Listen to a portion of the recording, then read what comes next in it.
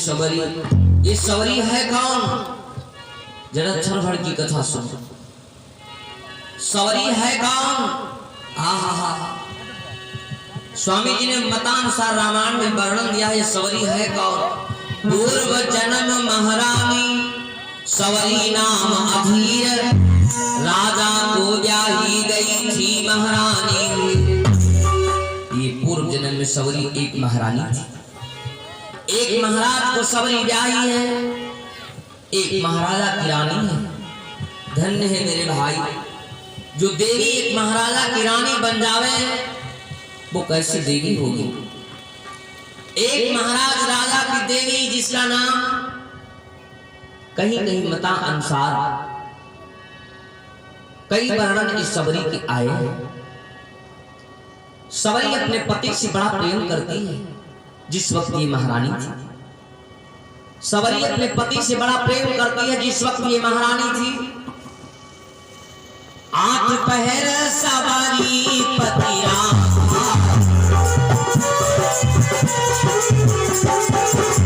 8 पहर सवारी पति राम, राजन चरण बल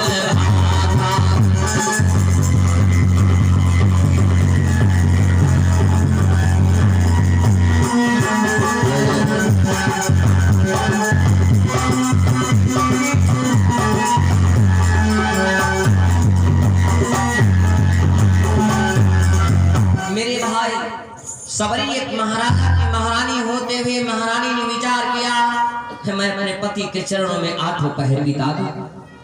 और एक सती नारी का धर्म है कि पति के चरणों में 8 पहर बितावे। सती देवी का कर्म है पति के चरणों में 8 पहर बिताना। लेकिन महाराज राजा के पास कई कार्य हुआ करते थे, इसलिए सवरी महारानी अपने पति की सेवा 8 पहर ना कर पावा।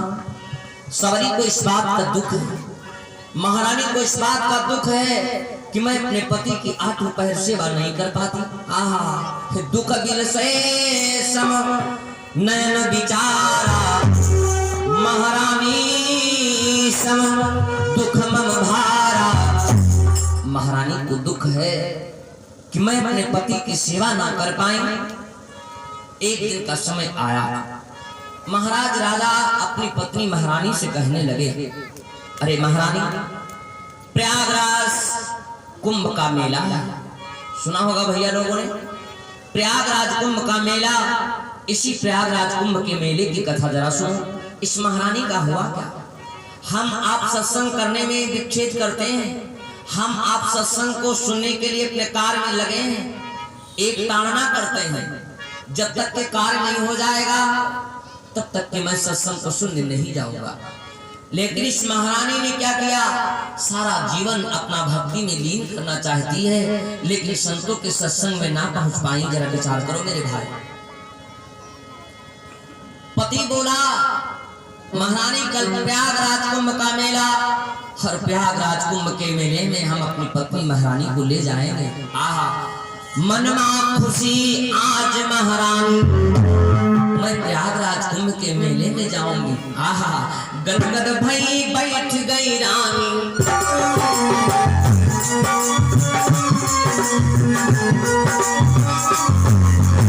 गदगद भई बैठ गई रानी, पति के चरण नमाई रही।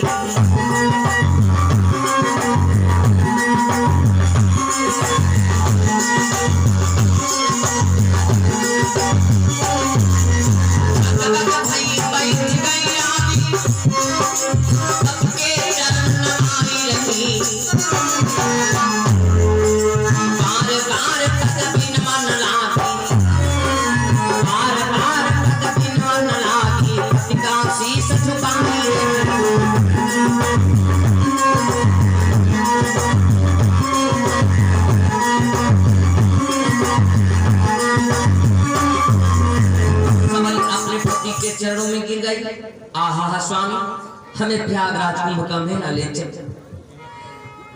महारानी बोली स्वामी मुझे प्रयागराज कुंभ का मेला दिखाओ।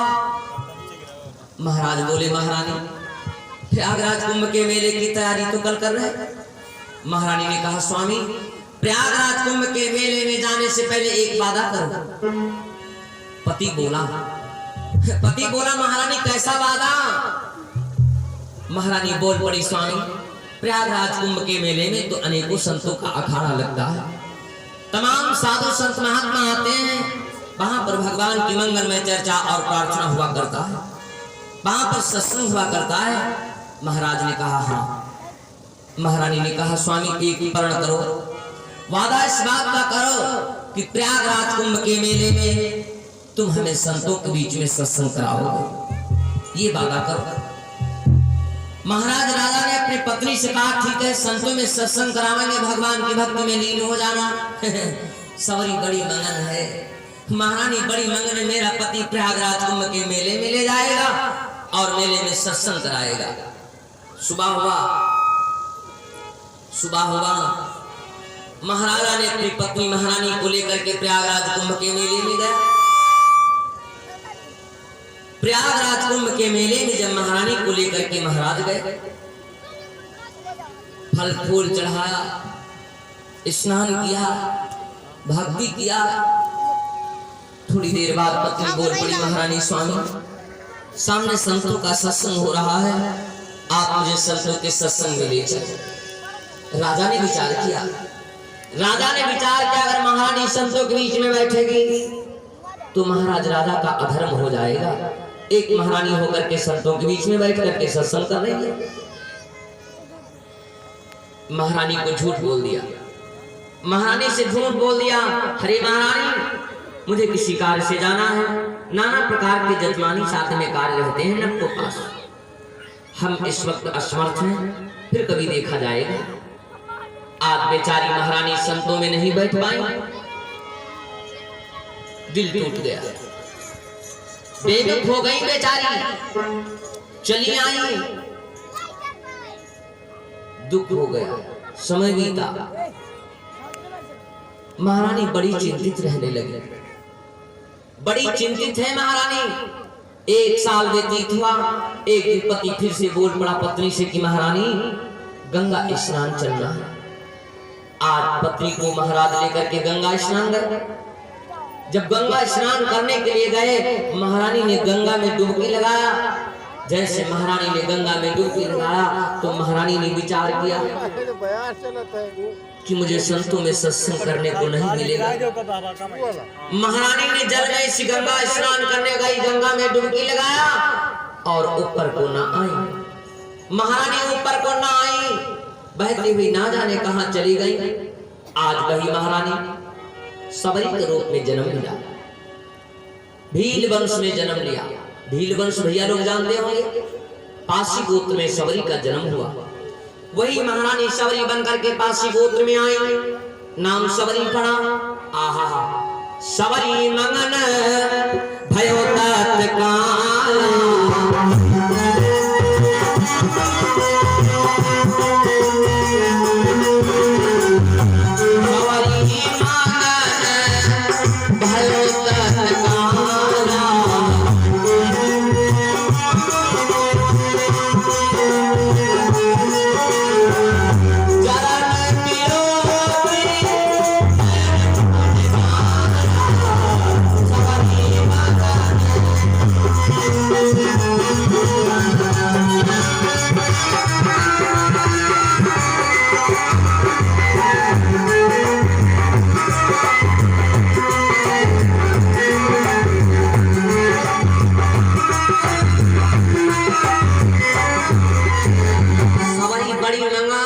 मुझे भगवान ने जन्म दे दिया, बड़ी मगन है महारानी। समय व्यतीत हुआ, बड़ी सबरी जब बड़ी हुई, मेरे भाई विवाह करने की योग्य हो गई, तो पिता ने विचार किया हम अपनी बिटिया सबरी का विवाह कर दें। बिटिया सयानी होती है तो पिता बिटिया के शादी की व्यवस्था 2-4 साल पहले से करने लगता है। सबरी के विवाह का टाइम आया, सबरी के पिता ने क्या किया, 300 बकरे लाकर के द्वारे बांध दिया। सबरी के पिता ने 300 बकरे लाकर के द्वारे पर बांध दिया। एक दिन सबरी ने देखा, अपने पिता से पूछा, पिताजी ये द्वारे पर बकरे क्यों बांधे गए हैं? तो पिता ने जवाब दिया, अरे सबरी जिस दिन परई भावरी, हे बिटिया कि जय दिन परई भावरी तुम्हारी बलि बकरे की दे, तुम्हारी बलि बकरे की दे।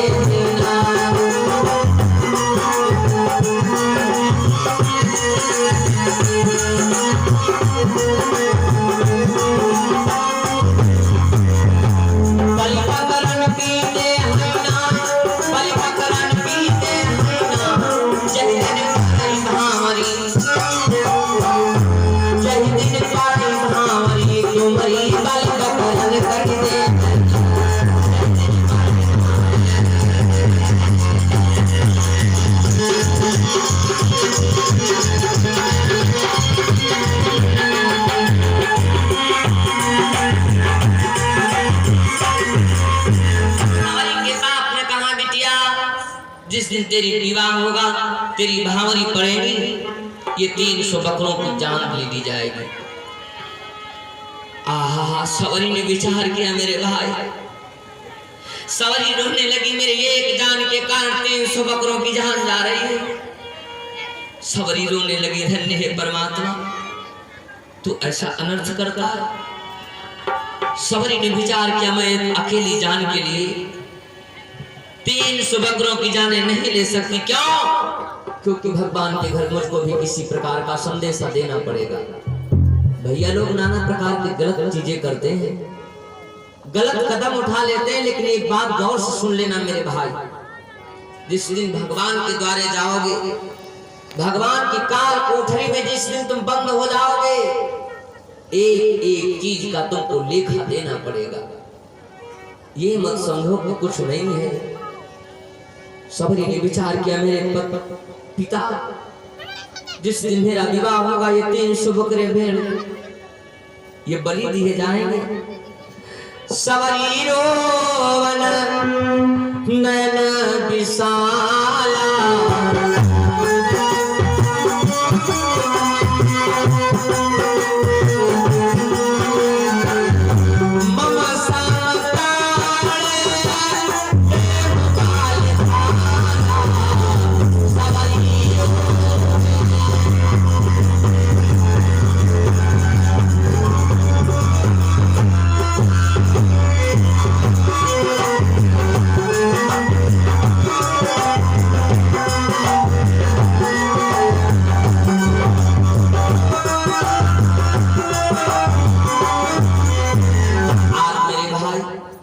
वो सबरी रोने लगी कि 300 बकरे बलि चढ़ जाएंगे।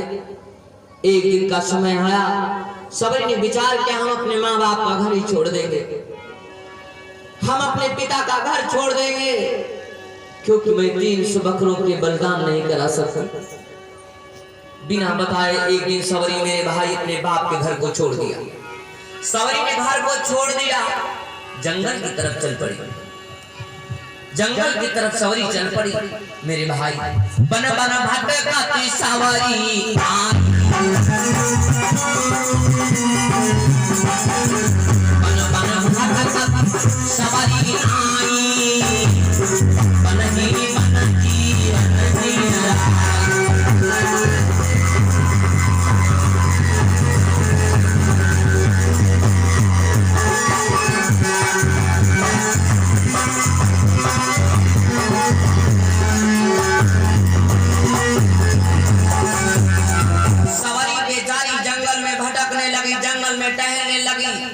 अपने पिता का घर छोड़ दिया। क्यों? क्योंकि सत्संग और एक दूसरे के प्राण के लिए। एक बात और भाई बता दें, उपकार कभी व्यर्थ नहीं जाता है, उपकार कभी व्यर्थ नहीं जाता है। बड़े गौर से सुन लेना, अगर तुमने किसी के साथ में नेकी कर दिया है, वो नेकी तुम्हारी कभी बर्बाद नहीं होगी।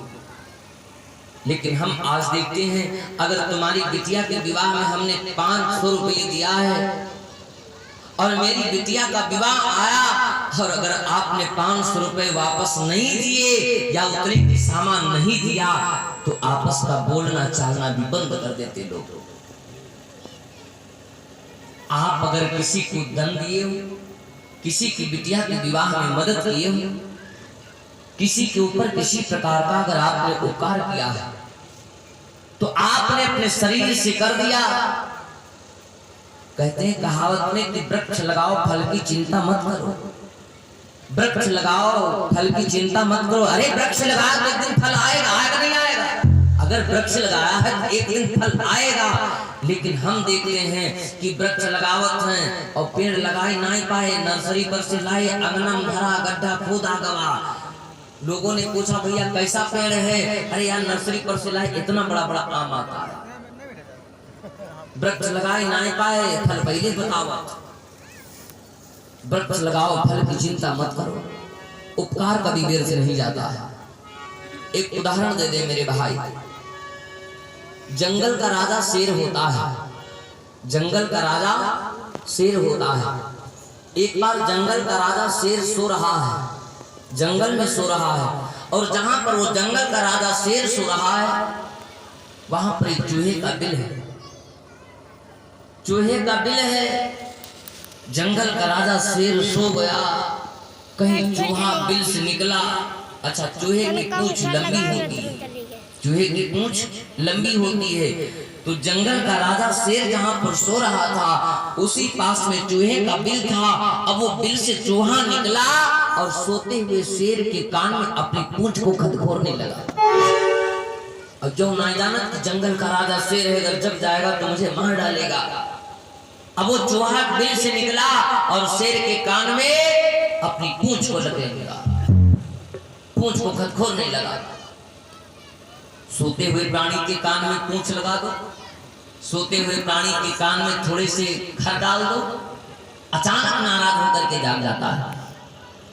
जैसे वो चूहा शेर के कान में अपनी पूंछ को खदखोरा, दहाड़ मार करके शेर जाग पड़ा, दहाड़ मार करके शेर जाग पड़ा मेरे भाई।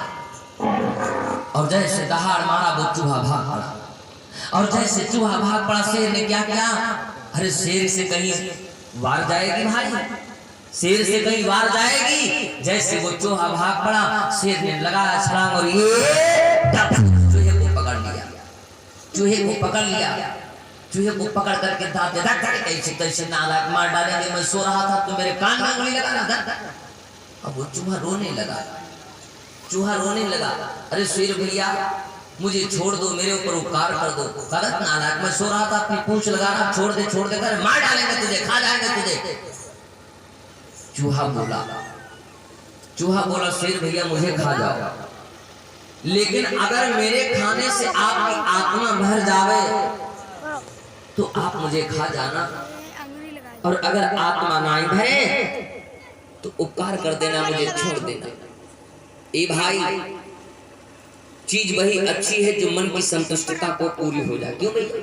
भोजन करो और ना छको तो बेकार है।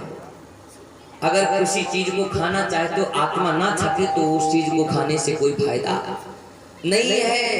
लोग 100 ग्राम दारू पिए थे तो जब मजा नहीं आता कहता रे मैं पियो तो चाहे न पियो, वैसे सब आत्मा नहीं भरती है। जब तक के मन नहीं भरता है तब तक के उसको खाने से कोई फायदा नहीं है। तो चूहा ने कहा शेर भैया अगर तुम मेरे खाने से छक जाओ तो मुझे खा जाओ। शेर ने विचार किया कि इतना बड़ा चूहा है, अब इसको खाने से आत्मा तो भरेगी नहीं, तो इसको छोड़ दो, उपकार कर दो। आज चूहे को शेर ने छोड़ दिया, कहा जा चूहा। अब वो चूहा चला गया, उपकार कर दिया, चूहा चला गया। एक दिन का टाइम आया, शिकारियों ने जाल बिछाया, शिकारियों ने जाल बिछाया और शिकारियों की जाल में वो जंगल का राजा शेर फंस गया। चारों तरफ से शिकारियों ने जाल में बांध लिया, चारों तरफ शिकारियों ने जाल में घेर लिया। भाई शिकार करते करते लोग थक जाते हैं। जब शेर को जाल में बंद कर दिया, जब शेर को जाल में बंद कर दिया, शिकारी जल पीने चले गए। एक साथ में शिकारी जल पीने गए, इधर वो शेर जंगल का राजा जाल में बेचारा फंसा है। इसीलिए कहते हैं मनुष्य बलवान नहीं होती है, समय होती बलवान, भील खेले गोपियां बहे अर्जुन वे। मनुष्य कभी बलवान नहीं होता है। जंगल का राजा शेर जाल में फंस गया। वाह, शेर रोने लगा। शेर रोता है, आज मैं मर जाऊंगा, आज मैं मर जाऊंगा। आज ये जंगल का राजा शेर शिकारियों की जाल में फंस गया। इतने में कहीं चूहा निकल पड़ा। वही चूहा निकल पड़ा जिस चूहे को शेर ने छोड़ दिया। चूहे ने देखा, ओ कहो शेर भैया, आप जाल में फंसे वहां पर क्या कर रहे हो? शेर रोने लगा। शेर रोने लगा, अरे चूहा भैया, उस दिन मैंने तुम्हारे प्राणों को छोड़ दिया, तुम्हारे ऊपर उपकार किया, और आज ये जंगल का राजा शेर शिकारियों की जाल में फंस गया, आज ये मार डाला जाएगा।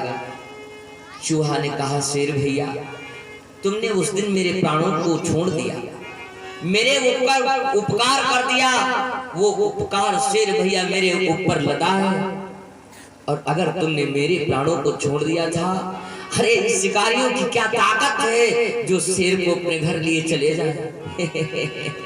शेर कहने लगा, चूहा तू क्या करेगा? चूहा बोला, तुमने अभी मेरा तमाशा नहीं देखा है। चूहा बोला, तुमने मेरा तमाशा नहीं देखा है, और जिस दिन तमाशा देखोगे तो ये जाल क्षण भर की कमाल है, इस जाल को टुकड़े टुकड़ों में मैं काट डालूंगा। शेर बोला, इतने अच्छे तेरे दांत हैं, जरा देखे दांत। चूहे ने दांत दिखाया तो छोटे छोटे दांत दिखाई दे। शेर हंसने लगा तो चूहा बोला, किसी को छोटा समझकर न हंसना पिए, किसी को छोटा समझकर न हंसना पिए, क्योंकि एक दिन वो खिलौना बड़ा हो जाएगा। काम वो करके ऐसा दिखाऊंगा मैं जो तुम जिंदगी में कभी सोचा करूंगा। शेर कहने लगा, जरा दिखाओ। चूहा ने क्या किया? जब तक के शिकारी आए, चूहे ने जाल को काट करके उस शेर को भगा करके वापस ले चला गया। अब जरा विचार करो, अगर शेर चूहे को मार देता तो आज शेर भी मर गया होता। क्यों भैया? अगर चूहे को मार दिया होता शेर तो आज शेर भी मर गया होता। इसलिए उपकार करना सीखो, उपकार कभी व्यर्थ नहीं जाता है। मेरे भाई, आज सवरी बेचारी अपने पिता का घर छोड़ करके जंगल में आई, समय व्यतीत किया, काफी समय व्यतीत किया। विषय बड़ा लंबा है, चर्चा बड़ी लंबी है। खैर, मैं इस बात को कह रहा था कि सवरी पूर्व जन्म में कौन थी। बुरी सच्ची दरबार की। आइए भगवान की मंगल में कथा श्रीमद् भागवत गीता के माध्यम से। और एक बात बताते, गीता में कुल श्लोक 2 प्रकार के हैं। गीता में कुल श्लोक 2 प्रकार के हैं। गीता में कुल श्लोक 700 बताए गए। इस बात